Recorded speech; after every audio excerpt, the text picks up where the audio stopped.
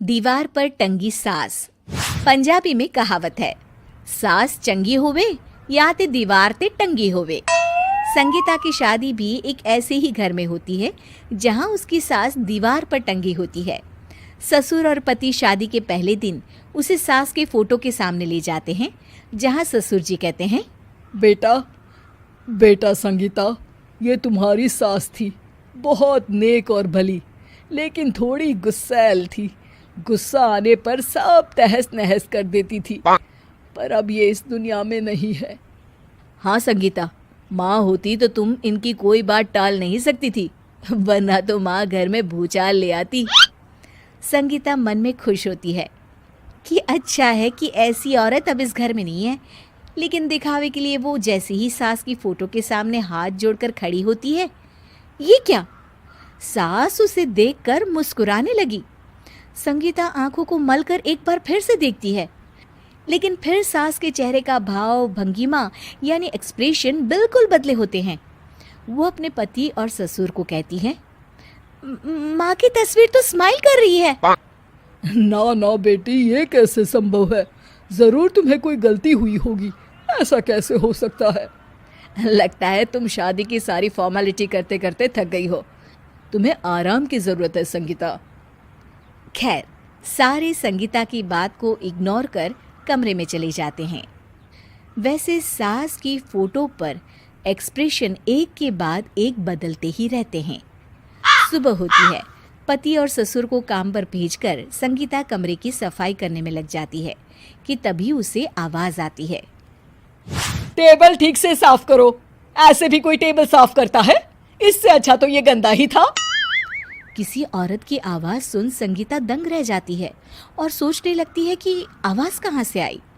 आवाज को नजरअंदाज कर वो फिर से अपना काम करना शुरू करती है, लेकिन इस बार तो आवाज बिल्कुल उसके कान के पास से आती है। मेरा घर है ये।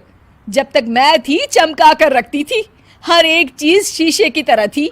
तुम्हें तो ना सफाई आती है ना कुछ पता है। क्यों तुम्हें मेरे घर की जिम्मेदारी दे दी गई है?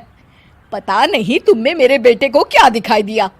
मैं होती तो एक से बढ़कर एक लड़कियों की लाइन लगा देती।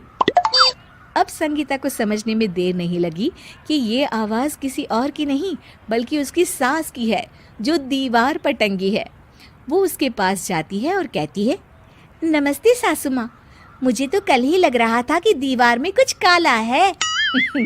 वो दीवार नहीं, दाल होती है पगली। सही पकड़े हैं सासू माँ।